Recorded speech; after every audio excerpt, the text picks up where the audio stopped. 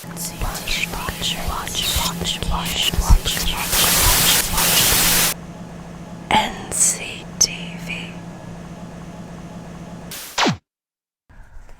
Good morning and welcome to NCTV. I'm your anchor, Sarah Carrico. And I'm your anchor, Tanner Ewald. And today we're going to be looking at the news, starting with... We're going to be looking at the Garden Square Center. All right. My name? Yes. Let me think. Is Norman Edward Wolf. John Tucker. Mabel. When were you born? 1919, a while ago. Yeah. Foot 1930, February 14th. June 3rd, 27. Where were you born? In Emery, well, I was Scotland, South Dakota, actually. I was 27 miles east of Mitchell. Wheatland, Wyoming. Somewhere in Iowa. That's a big state. Well, most of my life I worked in steel, steel. And I worked for Keys Tank for years. Not that I got on service. Oh, what was the military like? I liked it. I started out on Guam, spent 13 months there, come back to the States, Fort Bliss, Texas, for probably a year, and then I went to Germany. My primary job, being a mother. Yeah. I was married, and she passed away, and we had 3 boys. We had a pair of twins, and then Gary. Gary lives here in Paradise Valley, and then the twins live in California. How many children did you have? 6. Yeah, I got a Richard and a Dennis, and a Joyce, and a Terry, and a Rodney. Okay. I got them all. There you go. Yeah, I had 3. And my oldest daughter had passed away now. She had cancer. And she had it so bad that we just had to see her go. It's a good place for somebody like me have no other place to go. Oh. And I eat and I sleep and they take care of me. If I need a doctor, they got a doctor. And so I'm gonna try to stay here. I really didn't like it to start with, but I got used to it. It's getting better. For this next segment, NCTV is getting real hot. Some might say it's too hot for TV. Hello, East Rider. Hi, I'm Taryn. Hi, I'm Devin. Hi, I'm Colton. Today we're gonna be eating hot sauces. Liquid death. Yeah. Basically, we're just being given, they're being given to us randomly, so we have no idea what we're eating. We're gonna be asking you questions and You're asking us questions? You're gonna. questions, and then we're gonna try to have you do tongue twisters. I'll be crying. What? Take the bite. Eat the whole chip, please. Like in one bite. Yep. I'm like, you shaking. 3, 2, 1.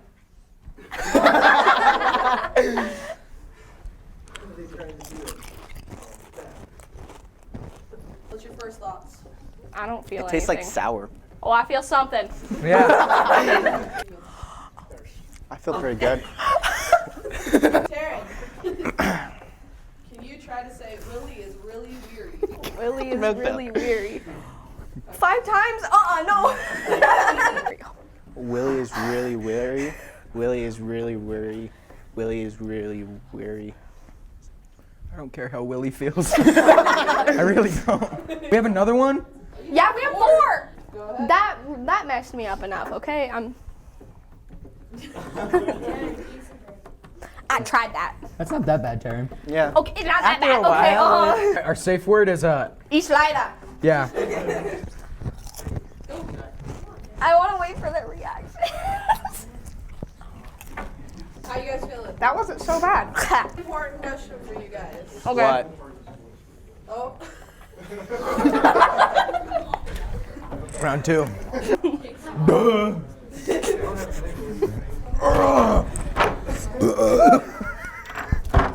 It's hot.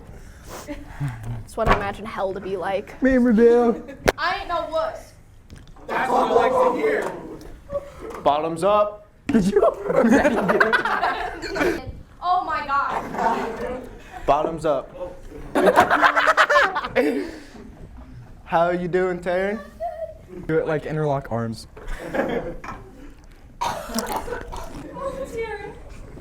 Who eats this for fun? Obviously us. Retards. Hey, That was bad. hey, I gotta.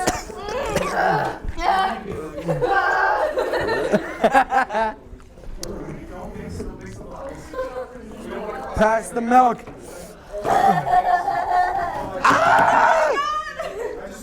I'm already crying. I'll DJ Bottoms at your up. funeral. You're like a dog.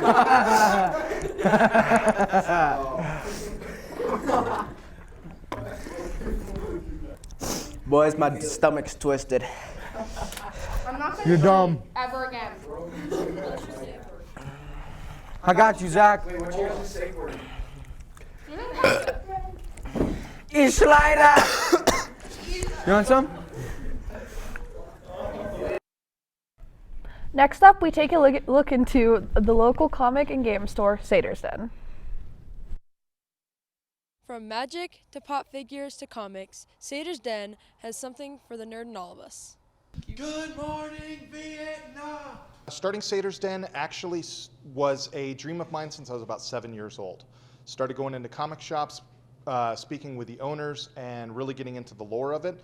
I can't speak for anybody else about why we wanted to start Satyrs Den, but I definitely think that the town needed this store like this. Needed a friendly place for comics, games, stuff like that, where you don't have to feel like you are getting tested on how nerdy you are or how much you enjoy stuff. I own another business in town and was slowly starting to build up a comic collection for the specific purpose of one day opening a store. My favorite part about working here, I definitely have to say it's being around comic books. I loved comic books ever since I moved out here, and there's just never been a store for it. We run Magic games 4 nights a week. We run Warhammer twice a week. Warhammer 40K, the tabletop model building game. We run an RPG day every Tuesday. And so we've got something going on 7 days a week here. What things do we sell here? Good question. We've got comics, we've got games, we've got collectibles. I've got new comics, old comics, weird comics. Stuff you've never heard about, I've never heard about, and anything in between. Favorite comic book, 1991's Fool Killer, published by Marvel. It was a 10-run series, and it's probably the weirdest comic in the world that no one's ever heard about. Guy loses his job, gets assaulted, loses his wife and family because he has no money, snaps, goes into a mental institution, comes out the Fool Killer. Commit a crime, you must die. Any crime. Steal a car, you're a fool, you must die. Kill somebody, you're a fool, you must die. Jaywalk, you're a fool, you must die. We got magic cards, we've got like weird Star Trek like trading cards, no quest, but we got all sorts of stuff. Biggest store rules here are no bullying. That's number one of everything. So you're not allowed to treat somebody different because they're different from you. This is a very welcoming, safe environment for everybody. And anyone who is bullied is warned once to stop, second time they're asked to leave. After that, be clean, come in, have showered, at least attempt to be a clean individual. Don't smelly up the place. Satyrs Den has lots of cool things to offer. Don't forget to have fun and follow the rules. Come on down to 933 North Center Street. Aiden, signing off. Up next, a clip detailing safety and why it's important in our school systems. All across the nation, we've been facing school shooting problems from Columbine to our very own backyard at Cheyenne South High School. We as teachers and students need to understand what to do during a school safety hazard. That's why we talked to Mr. Johnson about the school safety protocols during any situation. I'm Mark Johnson. I'm the administrative manager here at Neshonoka County High School. I'm in charge of basically everything that happens outside the classrooms, student discipline, safety, campus security, various other things. Somebody call raise word now. If there is a threat inside one of our buildings, the old term for that was lockdown. We don't really use that term anymore because lockdown and lockout sound kind of similar. So the term we use right now for an internal threat is called shelter in place. So if there's a threat inside one of our buildings, the key thing is to get behind a locked door somewhere. So if you're in a classroom, that's fine, you'll stay in your classroom. If you're not in a classroom, you need to get in one, whatever the nearest classroom is. And then you follow what is called our ALICE principles. ALICE stands for alert, lockdown, which a term we don't use anymore. Alert, lock, inform, counter, and evacuate. And that's really, depends on what the threat is and where it's located. Sometimes the best thing to do might be to actually evacuate the building, get out, or just stay in your room and wait for law enforcement to arrive. And that will be decisions that each teacher will make for the students that they're responsible for. Well, it depends on what it is that's being reported. You know, we get a lot of tips over Safe to Tell saying, you know, somebody looked at me wrong, or somebody said something mean to me, or, you know, something rather minor, up to maybe I saw somebody vaping, something like that. So if you use Safe to Tell to give us information that is not true, then you can suffer anything from, you know, school consequences up to legal consequences depending on what it is you're saying. For the tip that was given last week was a rather serious one. It could be considered a terroristic threat. So that involves various city, state, and federal law that could be violated. So if a tip comes in that proves to be false, that is of a very serious nature like that, then law enforcement will get involved and make a determination on the severity of it and take action as appropriate. Do whatever law enforcement tells you to do. When law enforcement have to come into an environment like this because they think there's a threat in the building, their main priority is to eliminate that threat. So they're not worried about students, they're not worried about staff, they're not even worried about each other. What they're worried about is finding that threat and eliminating it. So they want to do that as fast as they can. So they're going to check each room, you know, check the entire building to find what the threat is and take care of it. So they're going to come into a room, they will always announce when they're coming into a classroom and they know there are students and staff present, they will always announce their presence before they come in. They will open the door and let you know they're coming in. Now when they come in, they're going to have their weapons ready because they're not sure what's going on in that room. So they have techniques to quickly clear a room, determine if anything in there is a threat. If it's not, they're going to quickly leave and move on. So from a student or staff point of view, you need to do whatever it is they tell you. For them, they usually want you to get down on the ground with your hands up. So that's basically what you need to do. The key thing is just follow their directions, do what they say, and they're going to move on once they determine that there is not a threat. If you encounter someone who is a threat, the key thing is to keep moving.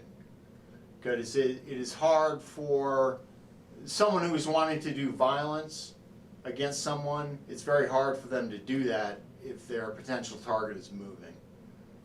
So if you see someone in a hallway who's a threat, go the other way.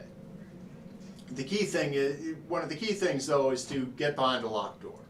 Because in all the history of school violence and school shootings, you can look at each and every one of those instances. There's never been a case of a school shooter who has entered a locked door, a room with a locked door. Because a person in school intent on doing violence knows that time is of the essence. They don't have much time before law enforcement is going to get them. They know that. So they only have a few minutes to do whatever it is they want to do. So they're not going to bother trying to get in a locked room. Once they determine that a door is locked, they move on to another door. So the best thing you can do to ensure your safety if you're remaining inside a building when there's a violent person here is to get behind a locked door. Big thank you to Mr. Johnson to talking to us about what to do during those hazardous situations. I'm Sarah Carrico with NCTV, signing off. Thank you for that deep introspective. Now on to a more soothing topic, boxing. That's right, we'll be watching our classmates duke it out.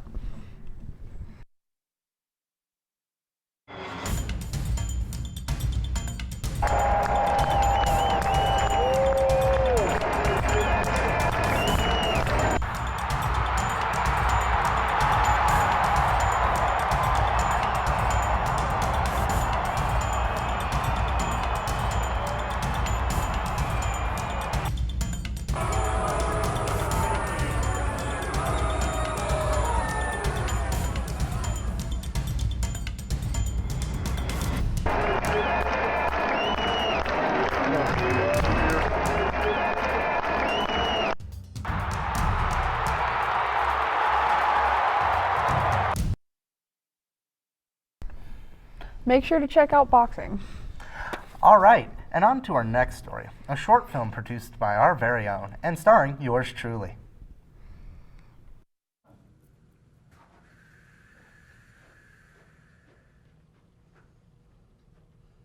Good morning, class. Good morning. My name is Professor. My name is Professor Dick Cheney Jr., though you can just call me Dick. Dick Cheney Jr. was my father's name. Today, we're going to be teaching you Essentials 100. Can anybody tell me what this class is about? Yes. I came here for law school. Well, that's a shame. It is the 100 essentials of life. Can anybody tell me? Number 1. Yes. 42. Why would you think that the first essential to life would be 42? Because I read it in a book. Yes. Because 42 was the number of Jackie Robinson's uniform. He was the first African Who's American. Jackie Robinson? He was the first African. If you don't interrupt me, I'll get to that. Speak when spoken to. I'm sorry, what? He was the first African American baseball player, and he is a snack. So. You think I watch baseball? That'll The first essential to life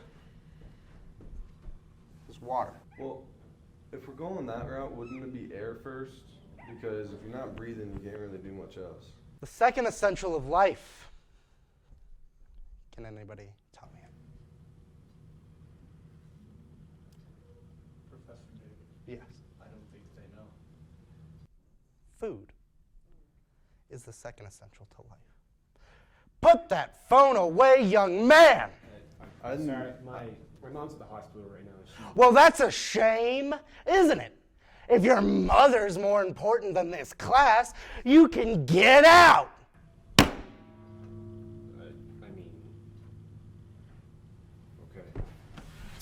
You get more than enough of the number 2 essential, don't you? Sorry, what was that? I didn't say anything, sir. No, I think you did. Can you speak up? I'm a little hard to hear. You're fat! So you 4 take it out years- on all of us? 4 years ago. Is that where listening Right. is coming from? I haven't been good since. I haven't felt the loving touch of another person. She took the kids! You'll be okay. That's just. And then they throw me into this god-awful class with a bunch of get out! Right now!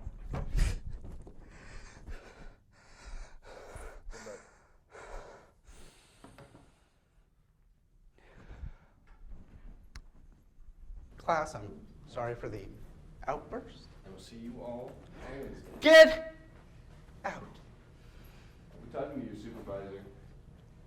Have fun. You get out too! Out!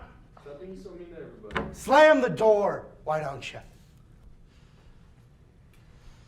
Now, I'm sorry for the outburst. I promise you it won't happen again.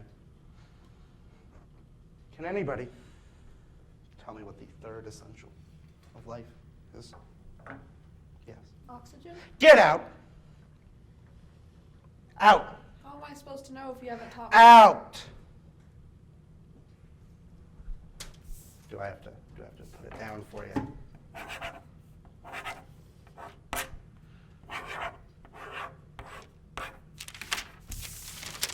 The door's that way. You know, I was trying to be nice, but the other kids are right. Well, that's a shame, isn't it? You are fat. Goodbye. Sir, is it happiness? Yes, Maddie. It is. Only was a piece of video. Up next, an interview with my kidnappers and a pretty rough crowd.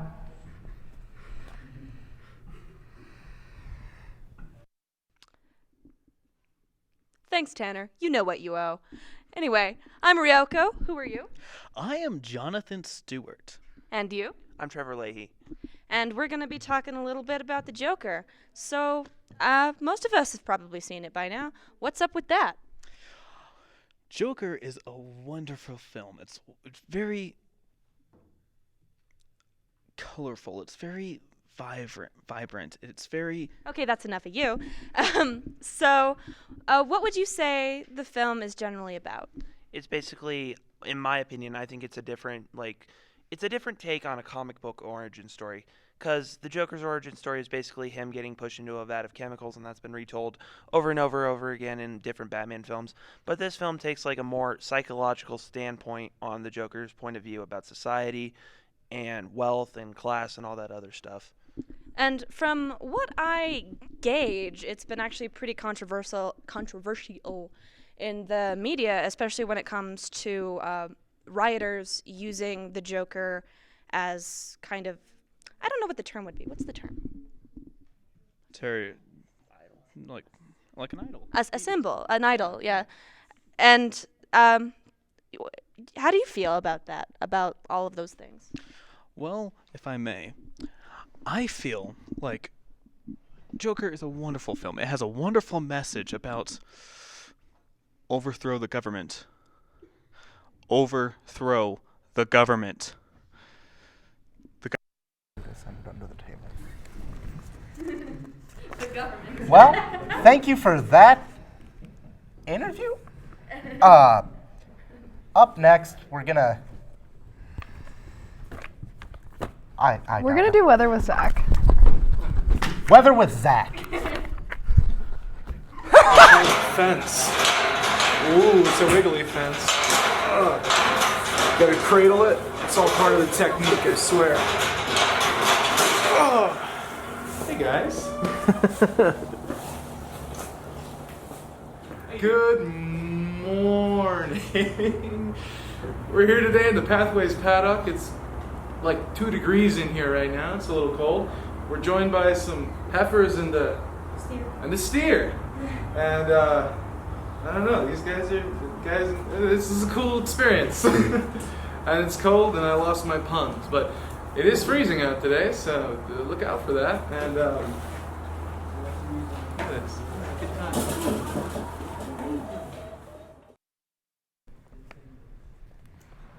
Thank you, Zach, for giving us that special weather report. Up next, Final Stock, which I'm told is a poetry thing.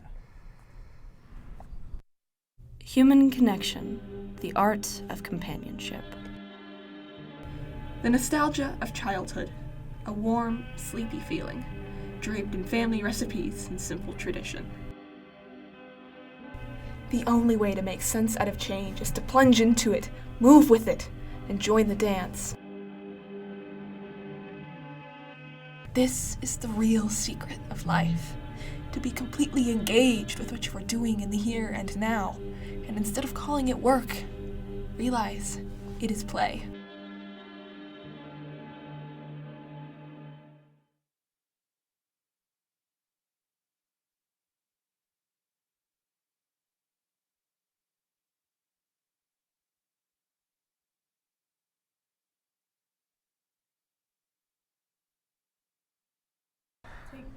No, I think we should. Up next, we're looking into school safety with Tanya Sutherland. That's right. Always believe everything you read on the internet. You've probably never been seriously told that, and that's because that's a lie.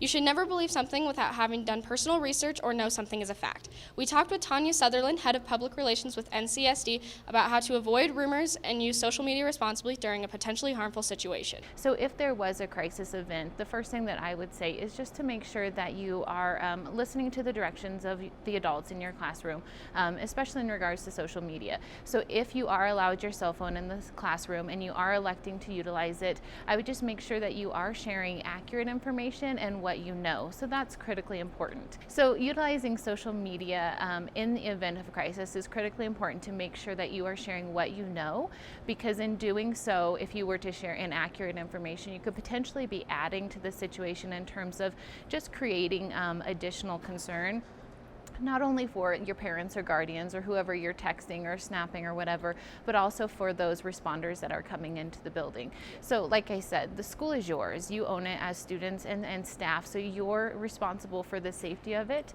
and just have that empowerment and that ownership of, in these crisis situations, if they ever are to occur, to utilize social media responsibly, so that way you are sharing information as needed with your loved ones or whoever you're texting or snapping, but to make sure also that you're not sharing inaccurate information where you're interfering with the operations.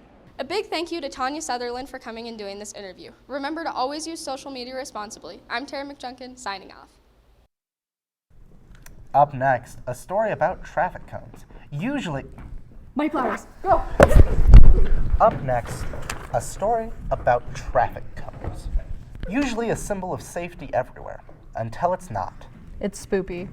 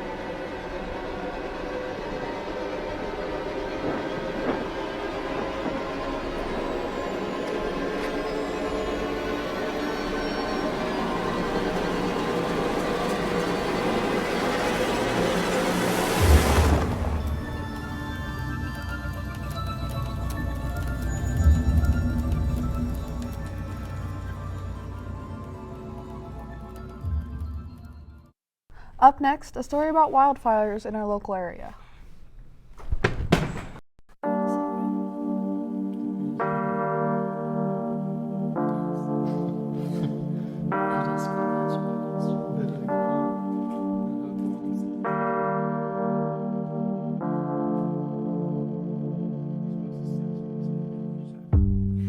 Oh God, time, you made me feel sweet. And if I'm losing my mind, would you lose yours with me? You make me wanna melt, like butter in the pan. It's hard to keep my cool, knowing I'm your man. So let's spend some time. Drop water on those fires like they airdropped it on me. Up next, a story about jewelry. Yes. I actually started a business called T-Hawk Studio. It's a small fabrication, fine metal smithing studio here in Casper, Wyoming. What do I like most about my job? I really like that it connects people through their personal stories into wearable art.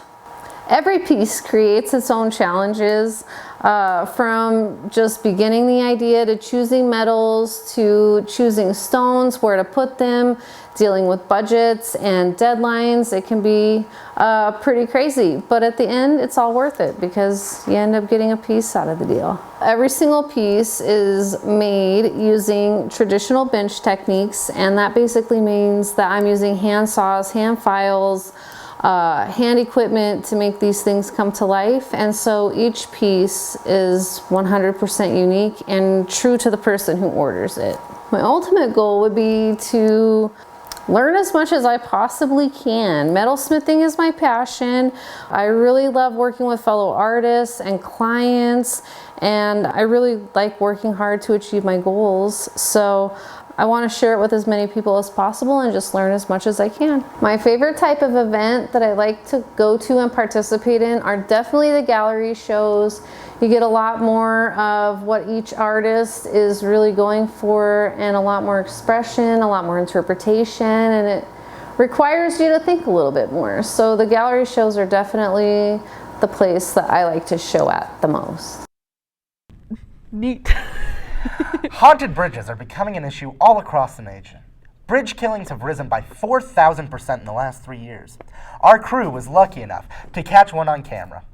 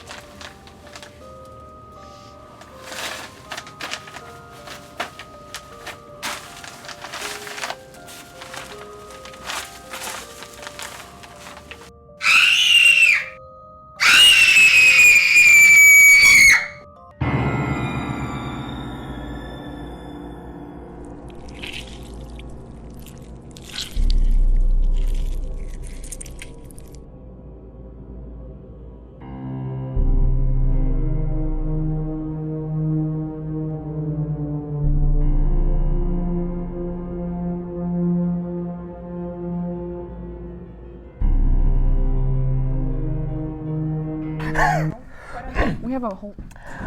Thank you so much to the crew that bravely risked their lives to get that footage.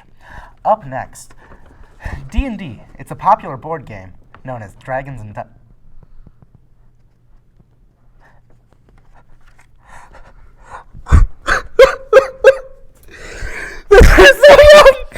Well, Dungeons and Dragons. D&D Club means to me, it's a form of being able to express yourself, and it's just an enjoyable experience. D&D Club means kind of having your own separate community, I would say. Because you have your own special group where you can just play in fantasy. None of it's really real, but you know you have some true friends. It's kind of like a family, a very chaotic family, but a family. It means that people can get together and play D&D. Like, D&D is usually considered to be for people that are antisocial, like to stay inside, but it's really for people that are social and want to be social, but just aren't into sports and other things like that. At least that's what it means to me. Oh, it means it's a way for me to get my imagination out there and help other people bring their imagination out. That's basically the whole premise of Dungeons and Dragons. Just do whatever your heart's content. I have been doing D&D for 4 years now. This is my first day in the club, though. I haven't been doing D&D for very long. I'm very novice at it, but... Since I was in 9th grade, probably first semester, so about a little over a year. This is actually my first day in D&D Club. This will be my second year of doing Dungeons and Dragons Club. I joined D&D Club because it was an after-school activity that I would enjoy, and this would be something I'm familiar with. I actually did not join the club. I actually created it last year. Like I said earlier, for a way to express everyone's imaginations and do what your heart intends. Well, I honestly just needed to be involved in something. I didn't want to just be sitting here stagnant doing nothing. So I decided D&D would be the best option. I was bored one day, and my teacher said, hey, I got D&D Club on Thursdays, and I went to D&D Club, and I just never left. Because I really like the game. It's really fun. You get to create your own character, create your own story, live out the movies that you've always seen and wanted to be like. I would recommend this club to multiple people, but I wouldn't recommend this club to anyone who's a little, I guess the word would be kind of squeamish toward the role-playing thing. I'd recommend it to anyone who's into any kind of fantasy, if you're a book nerd, such as if you like things like Harry Potter or Percy Jackson, just to name a few. Yes, it's very chaotic and kind of annoying at times, but it's really fun, and it's just something to do if you're bored. I really recommend it, even if you think that you wouldn't like D&D. There's almost no way you can't like D&D. It's for everyone, really. Oh yeah, if you guys really like using your imagination, it's one of the best clubs to do. Oh yeah. Yeah, I love Dungeons and Dragons. I just basically started it. I'm not sure if I'm technically leading it, but I am, because being a dungeon master, you have to lead your players through all sorts of dangerous situations and other weird stuff that they want to do. Actually, since it started last year, and that's when it actually started. I sponsored D&D Club because I was new to the school last year, and Duo came up to me right off the bat and said, hey, you look like a nerd, based off my Star Wars stickers on my cup, and said, would you be willing to do D&D Club? And I said, absolutely. I'm always more than willing to help students create any kind of clubs they want around the school. So this is my second year at NC, and so just last year is all that we ran, and we're hoping to get more players in. We had a lot of people in there today, so I'm pretty impressed with that. Next up, a short film produced by our very own crew, Photocopy.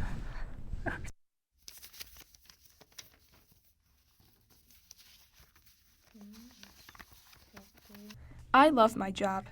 I work a 9 to 5 in a beige office building surrounded by my coworkers that have near identical lives. I spend 2 hours of my 10-hour shifts at the copy machine, 1 at the coffee maker, and 3 playing solitaire at my desk. I am an expert at wasting corporate time. Coworkers, a fascinating species. Look at them, decked in clothing purchased late at night from online stores, soggy credit cards in hand as they pay for things they don't need with money they don't have. Their rituals, seemingly unspoken, come so naturally to this populace, yet mystify me in its complexity. Truly fascinating. Jack? You good? Yeah, I'm fine. Well, I will keep you. See you. And then I can get some stuff.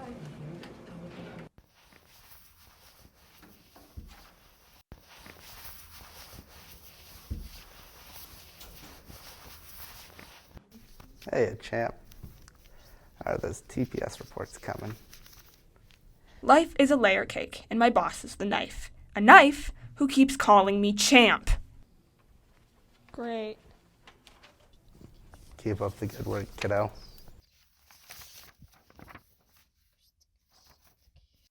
My boss has completely changed the meaning of business casual. From his shoes to his shirt, he is always impeccably dressed. Oh, how I envy his understanding of a suit. I attempt to recreate his looks, but find myself only to be an imposter, a copy of a much better original. Oh, I should remind you. We're having a meeting at 10. Jan's bringing donuts. I'll be there.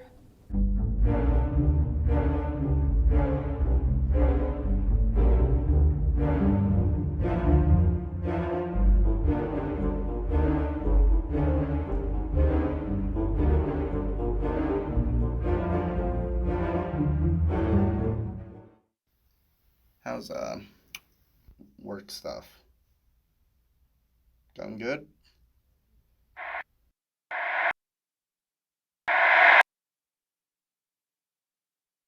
That's good. Keep up the good work. Oh, and have a good day.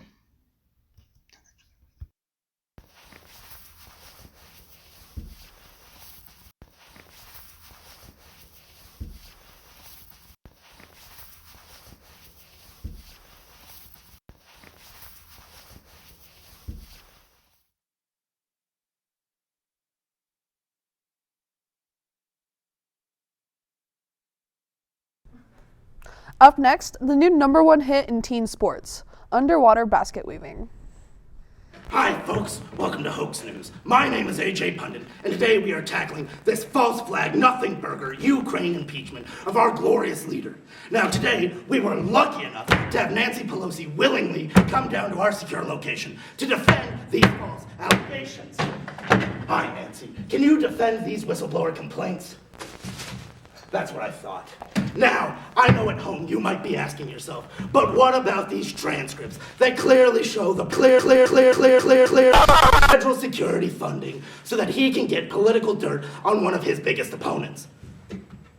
Well, I think it's fake news, and all the team here at Hoax think it's fake. And we have a completely sane and real, and I can't say this enough, sane explanation of how the Democrats got a hold of this false transcript. Bird drones! That's right. The Democrats have been using bird drones for years, and they used it to get this fake transcript of a call that never happened. Nancy, can you deny that the Democrats have been using bird drones this entire time? As you can see, the police have found our secure location. We're not safe anymore, folks. One of the demon rats must have snuck in and compromised us. This is all your fault!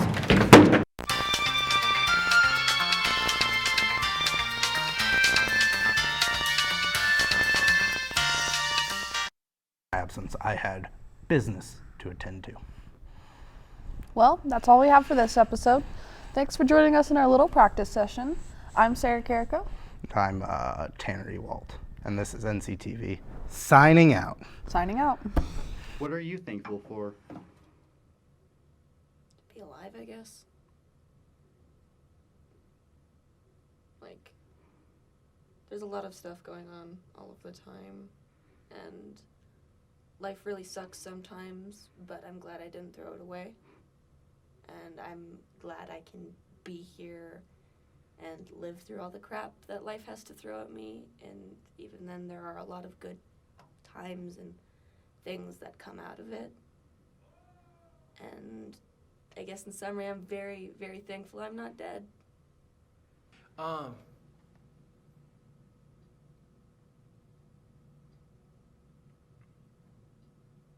That's all I got.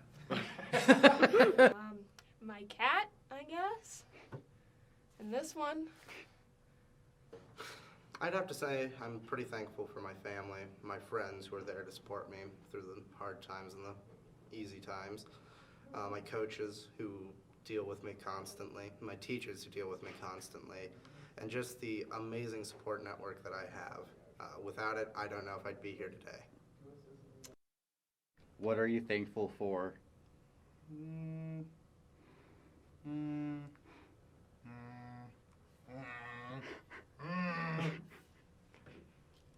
camera's pretty cool. I'm thankful for the Sony a6000. What are you thankful for, Duo? Being part of the program. That's pretty good. That's pretty good. Me too. I'm thankful for people like you. NCTV is brought to you in part by viewers like you.